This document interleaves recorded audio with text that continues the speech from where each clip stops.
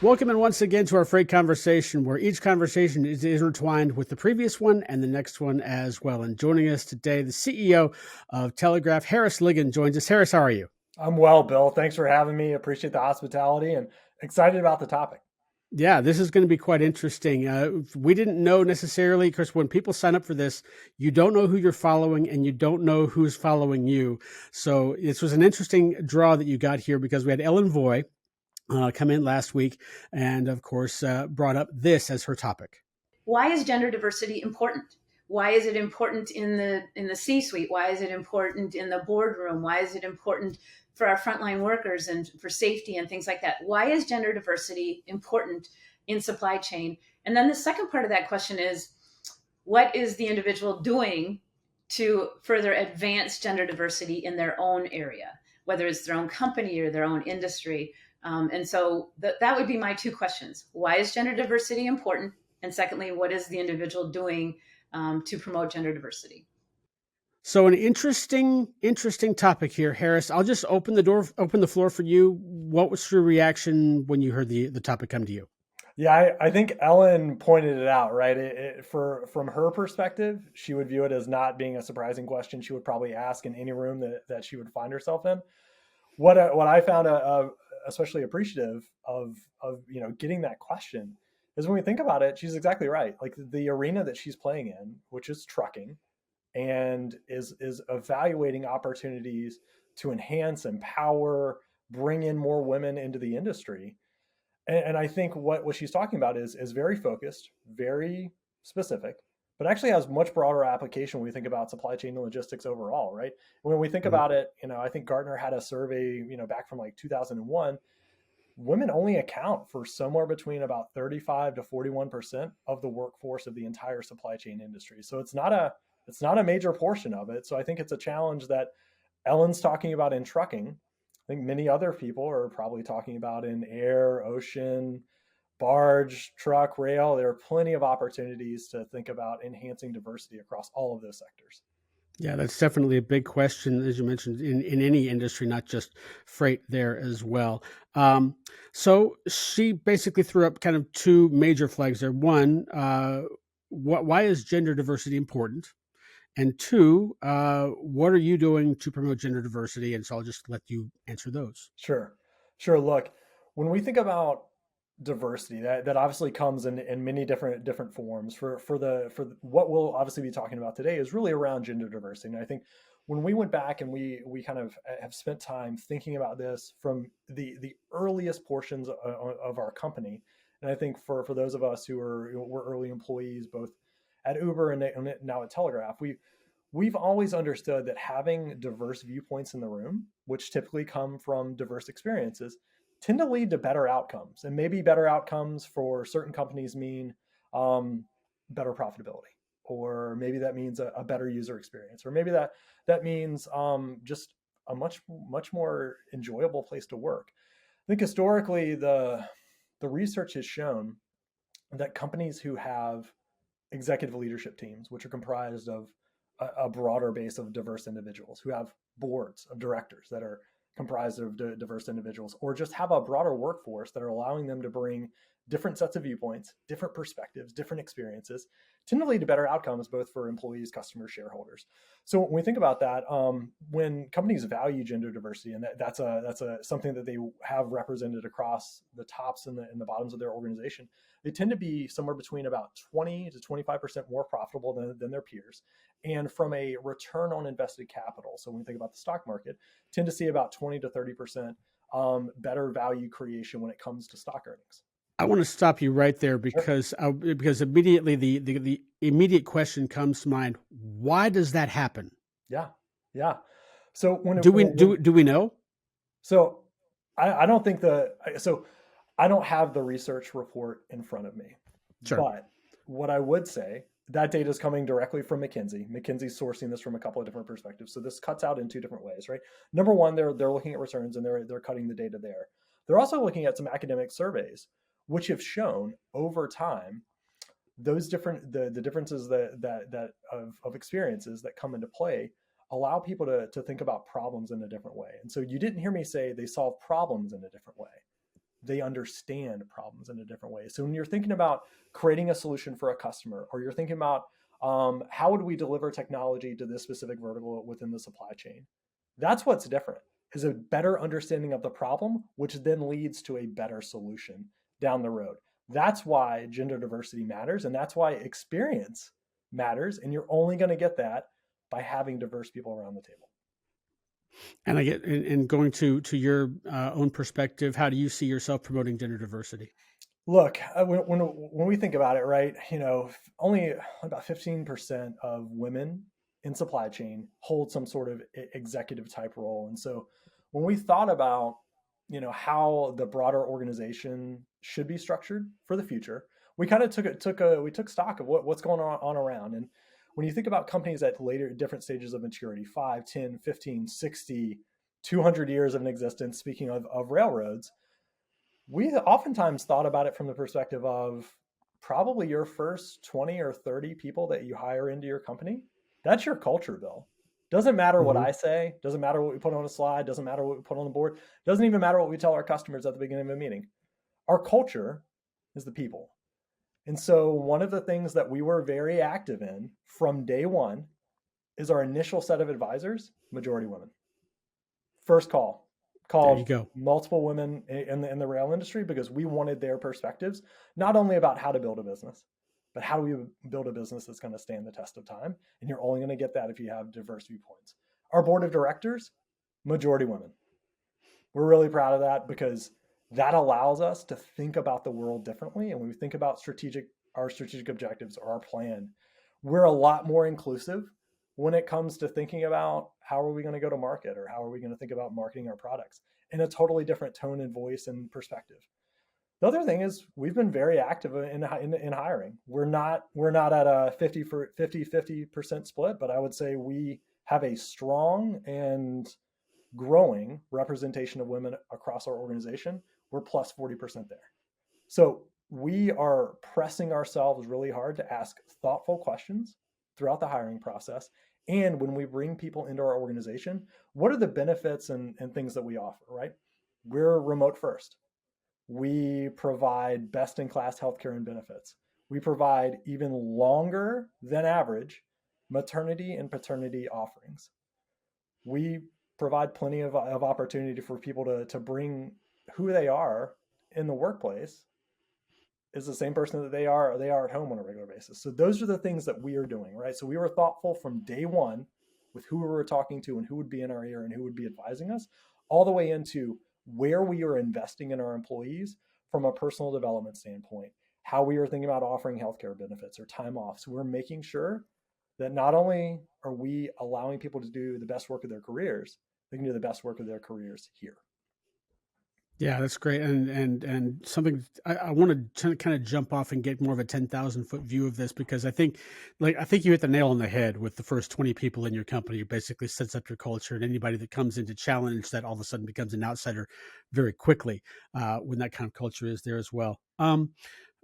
When it comes to the culture as a whole of the freight industry, and we can limit this to rail or trucking or Sure. whatever you want to, it seems to me, and I was realizing this as I was getting ready for this, is that if you remember the old song, "I've been working on the railroad," Mm, I don't think it's possible for anybody, certainly of our age, to listen to that song and not hear men sing it. mm, Uh, just because that's just it kind of comes out of that industrial revolution kind of, hard work and, John Henry and all that stuff, Paul Bunyan, that kind of era of that. What do you think right now is the culture, is the attitude of the culture on gender diversity across the board? Granted, you're going to have companies that are, like you said, 200 years old that started their culture in that way. You have cultures like yourself that decided to go a different track. Yeah, that is a great question. Look, I've been really fortunate to be a part of a couple of what I would refer to as very progressive organizations. I worked for two railroads in a prior life. I would say both of those had amazing recruitment and training initiatives. And even being gone from that space for 7 or 8 years now, it's been amazing to see individuals that I worked with on a day-to-day basis, rising to the upper echelons, right? Katie Farmer, CEO of BNSF, first woman to carry that flag. Now, 2 of the 7 class ones have women CEOs. And I think that's a trend that will likely continue. Where I think that there's opportunity to improve in the rail space is when I think people of any background or experience look up and look around them. Do they see representation in the way that you or I would? And I think more often than not, especially in supply chain and logistics, that is not true. And so I think there's more effort to be done there. And so some of the things you can do around offering benefits and bonuses and some sort of, strategy there. But I also think it's the way that you publicly talk about and market yourself. And so I think going back to what you were talking about, the heavy, gritty, dirty industries have tended to shy away from that. And I think what we're seeing is that that's actually changing, right? You've got a couple of like really progressive companies like JB Hunt that are out there that are showing themselves about how you can be a high performing person of any background. I think Shelly's doing a good job of that. Mm-hmm. But you can come from anywhere in the organization, right? She started out as an hourly person working, in customer experience. And so I think there are good pockets of examples out there. What's going to be required is that people have to say, and leaders of companies have to say, I am willing to make an active investment and take part of my profits and put that towards recruiting, training, and encouragement of people from different backgrounds. So it's changing, Bill. Would love to see it change a lot faster.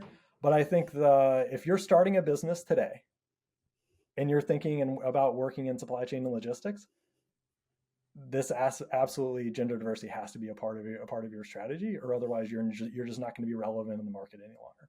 Yeah. Going to that, what do you think is, and the answer to this question could be both, but I'm just kind of throwing it out there.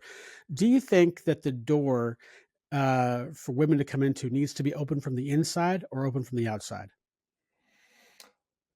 That's an interesting question, and I think one that that 2 white guys to be kind of like hypothesizing about this is always really interesting. I think it's something I'm very mindful of. I oftentimes think about the perspective around a one-way door or a two-way door. A two-way door obviously can open and close in either direction. My thesis and my mental model is really around it needs to be a two-way door, and I think that you have to have leaders willing to open, and I think that you also have to have systems and structures and the ability for people to be able to open the doors on their own. I think one of the things that I think really sticks out to me, and I have a really good friend that we spent a ton of time talking about this when I was at Uber Freight, and we went to an event together. Her name's Mason Malsady, and I remember standing up in a room because I felt really uncomfortable. I was one of the very few men in a room full of women talking about gender diversity and empowerment. And I remember having the question, "Hey, I'm a privileged white guy. What? How can I help? Like, what can I do?" And the response was, keep standing up and asking those questions. So I don't think about it as being a one-way or a two-way door. I think the responsibility that you and I have and everybody else that's working in the space is make sure those doors are unlocked and being willing to open them no matter who is knocking on the other side. That's a great point about obviously keeping the door unlocked. That's the big one that I think that a lot of people are really concerned about there as well. And duly noted, the point of 2 white guys having this conversation is definitely on me there as well. Where do you think, if you were to kind of look at the industry and see where are women needed most right now, if you could interject that new perspective into rail, or again, the entire freight industry, where would you want women to be? Where would you want to see them exert their influence in the industry? Yeah, great question. And just to go back to what we were talking about, 2 guys should be having these conversations, and we should be challenging it openly and publicly. That's just a natural part of it. It's actually good and healthy for us to be doing this. We're not perfect. We don't have all the answers. True. We have an opportunity to change that. So to your question here, where could be this high leverage opportunity for effectively men to get out of the way, women to have that opportunity, for that door to be unlocked and open? I think one of the most interesting things, and I think Ellen brings up a really good point from an operational and like functional standpoint. typically, in society has historically done this, there's been this kind of moniker or, certain roles that are widely available to certain genders or certain experiences. I think one of the interesting things that the railroad has, and I think trucking shares a similar aspect as well, is how do you make the roles that are actually the functional operational points, the experienced frontline supervisor, the person that's working out in the field, the 12-hour overnight shift train master in Clovis, New Mexico, for example, or the LTL dispatch supervisor that's sitting at the dock in Gaffney, South Carolina. Okay. How do you make those roles more accessible, not desirable, right? Because the work is the work and the work is going to be challenging. And But it's how going do to you say the make the same too. culture? You're right. Yeah. How do you make the role and the responsibility more accessible to folks who have different responsibilities outside of work, which, by the way, does not necessarily imply a gender requirement around having to raise kids, right? Everybody's raising children, or everybody has something going on outside of work. So it's not just limited to that. So I think companies just have to say, again, as I said before, I, as a leader, am going to make an investment and hire 2 or 3 people to take on this frontline role that's out working, with the backbone of our industry. And in doing so, we're going to create flexibility. Mm-hmm. Let me go back to something you said earlier, and kind of figuring out, how do you make the recruitment part of this fit better. One of the things that Ellen talked about in her conversation was, is from a trucking perspective, obviously, and you're no doubt familiar with this as well. In terms of at truck stops or at warehouses, having facilities, having those types of things that are readily available, but also then, trying to make things a little bit more work-life balance friendly as well.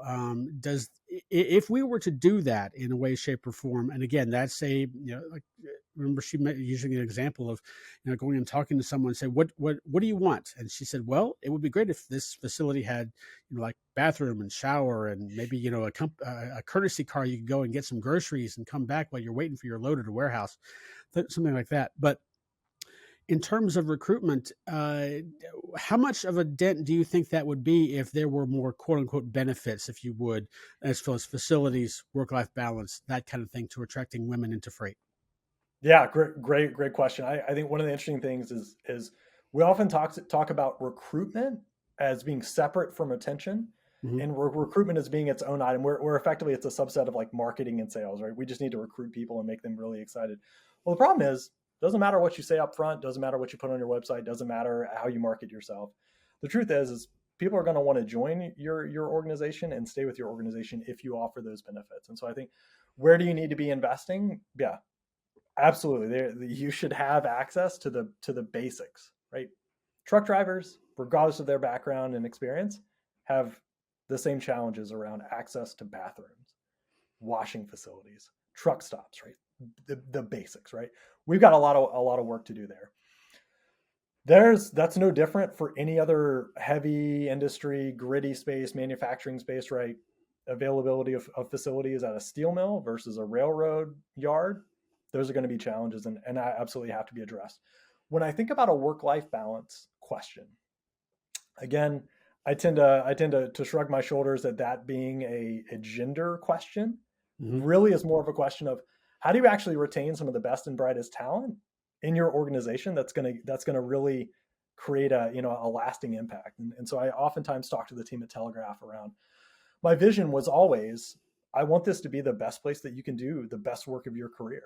And so that means providing all those benefits. And so I think, it's an interesting parable. I talked to somebody I know and respect in the rail industry, and she was mentioning one of the reasons she's no longer in that space is she can't count the number of times she was receiving a phone call at 1 p.m. on a Sunday afternoon from some guy at a railroad, heavy breathing and requiring some sort of like quick turnaround on a report to prepare for something else. And I think the challenge with that is whether you're a man or a woman or come from any different background, that's not the right way to treat and encourage people to do the best work of their careers, because even if that happens once, it likely is going to become a cultural phenomenon, and then it goes on forever. And so if you want the best work out of your employees and you want them to feel empowered to do that best work, you got to give them space and time to do that.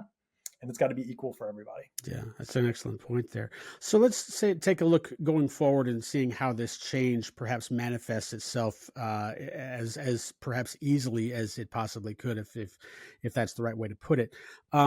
Where does this change come from? Does it come from the CEO saying, "Hey, we're going to do this," or does it come, say, from like an HR person to say, "We need to kind of level the playing field here a little bit because it's in our best interest," like you said, because profitability can happen with gender diversity. Where do you think this change? Again, we're kind of moving in that direction already, but where does this change kind of can it manifest itself looking forward in the next 5, 10, 15 years? Yeah, great question. 5, 10, 15 years, long time horizon. Hmm. In supply chain, that's getting faster and faster every day, which is great. It means we're both working in a really exciting time. It doesn't take us long to probably survey the landscape around us and see that companies that have made the decision and the leaders who have stood up and said, this is what we are going to do, have performed better. So the companies and the individual leaders who have said diversity and inclusion, that's just how we do business. That is a part of our country. It is not it is as a part of our company. It is not an initiative. It's not an exploration. It's not something we're only considering or we talk to the board about. It's an active part of what we do. Those companies are performing really well right now, even in the midst of a down market. So if you're waiting on your employees to show you or tell you the direction you need to go from a cultural standpoint in your company, it's too late. It's too late. So I think to your question, how do I think that that's going to evolve in 5, 10, 15 years? I don't think it's going to be leaders that are waiting around on some employee resource group to be formed and for them to inform some sort of strategy or come up with some great ideas. It's leaders that take the time and at the kickoff when they're doing their planning in December for the following year, there's a day just spent alone on how they incorporate diversity and inclusion into their overall corporate strategy, right? Hey, this is how we're going to think about recruiting. This is how we're going to think about our marketing. This is how we're going to think about our wellness benefits. Those things are really going to matter. And I think having those items, and again, like I've said, investing in those areas, Bill, that's where the change happens. And that's where people get really excited about wanting to join a company, be a part of that mission, deliver for it, because they know that they're going to be taken care of on the other end of that. And the downstream impact is what we led off the conversation with. Companies that make that investment, that say we're going to elevate women, we're going to be a little more diverse in our leadership team. They tend to see what 15, 20, 25, 30% better performance on profitability. Yeah. Like companies are going to benefit from that. And then the companies that make a decision to actually reinvest those profits back into their people, then you've created a recurring system. Yeah, absolutely. I hate to do this, but I feel like I have to ask the flip side of the coin as well, which is, of course, and I hate this term, but there obviously are companies that get stuck in a quote unquote good old boys club. And, that's just the way the culture that is, as you see this change coming and as you see this change being implemented, however slow or however fast it comes, are those companies that don't say get on board? Do you see them perhaps seeing some negative flack for perhaps not doing such things? And again, these are organizations that have been around for centuries. Sure. It's nothing new to the world that we live in. 10 years ago, or 100, or even 1,000 or 2,000 years ago. But looking at them in that perspective, what effect does this have on that company that refuses to go down a gender diversification route? Yeah, that's a great question, Bill. And I look, we've all been in buildings, academic institutions, corporate headquarters, where you walk down the halls and it's pictures of white guys on the wall. And look, that is historically how things happened. And I'm not going to say that's right or wrong to have those pictures up. I think when we think about those pictures being there, when we see those photos that are framed, when we see those companies changing those photos and that representation changing, you oftentimes see those companies changing overall. The culture gets better. They're deploying new products. They're thinking about approaching a market in a different way. Maybe they're rolling out an entire brand new line of trailers, or they're thinking about rolling out a brand new set of rolling stock of locomotives. That the idea that being progressive is just kind of like a social or a cultural phenomenon, I actually don't think applies in a company. Typically, what you see is that people who are willing to make investments and make a move on their business strategy are also doing it on their people strategy as well. So to your question, do I think there are going to be organizations that are going to be left behind? Yeah, I absolutely do. And here's why. If you're in an industry that doesn't have a moat or a barrier to entry, or there's not some sort of like regulatory piece that prevents, additional competition from happening, it's going to be pretty tough to compete in that 5, 10, 15-year time horizon when you haven't progressed your business strategy in the same way that you haven't progressed your people strategy. And I think companies that show that they're willing to progress their people strategy are hand in hand thinking about that from their business strategy standpoint. Those two things go together.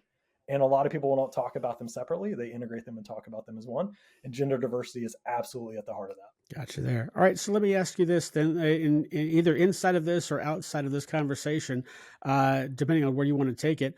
Harris, what are you bullish about? One thing you're bullish about and one thing that you're bearish about in this conversation.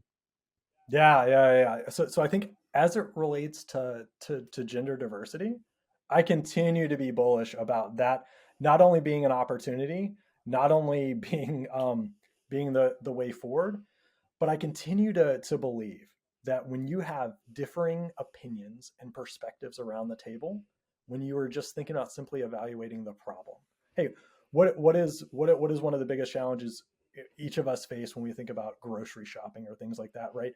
You and I probably have interesting experiences. When we branch that out and bring in other people who do different styles of grocery shopping, right? They're going to have different perspectives as well.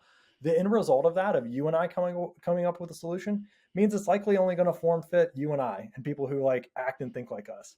When you bring in more people at the outset, the solution is much more broadly applicable, probably better to replicate, probably easier to adopt, probably easier to take to market, which means it's going to have the better opportunity to serve a wider group of people. So from Ellen's perspective, if you're thinking about making a change to improve the livelihood of truckers, including, even though it may be a smaller subset, a broader group of gender professionals that are thinking about the world differently, you're going to have better traction and better uptake of that change, whether it's a regulatory change or a business change, right? Gotcha. Same thing in the railroads. Yeah. Is going to equally apply there as well. One thing that I am particularly bearish about as it relates to gender diversity is it's the trope, or it's the idea that this is a part of like some other like broader existence in society where it's overplayed, it's hackneyed, people talk about it too much. I don't personally subscribe to that. I believe that these are important items that we need to be discussing, whether business or culture or broadly as a society. Like I'm candid with everybody. If you know me, you know that I'm a proud father of a daughter. And I think about the opportunity to shape the world ahead of her is definitely my responsibility. It's a responsibility that you have. It's a responsibility that we all have. I tend to get bearish is when people don't understand that responsibility to make the world that's ahead of them better than the world that was behind them. Absolutely. And I've got a 4-year-old daughter as well. So I'm on the same page as you as far as that's concerned. All right, Harris, moment of truth here. You get to decide what the next topic is. Let's say you've got the ear of everybody in the freight universe. You're at the podium. Where do you want the conversation to go? Yeah. My biggest question to the broader supply chain arena is, why are you so scared of the really tough and hard to solve industries? Why does technology tend to stay away from barges, construction, manufacturing, farming? Why are people afraid to innovate in those areas? What's the holdup, right? Those manufacturing jobs, those heavy industry jobs, those areas of the Midwest and the Dakotas and the Plains that have a ton of amazing people doing amazing work that we all rely on to eat and sleep and do a lot of different things. Why is innovation slow to get to those areas? That's my question. You've given somebody an awful lot to think about with that. I'm definitely sure. Harris, thanks so much for joining us and being a part of our freight conversation. Appreciate it. Thank you, Bill.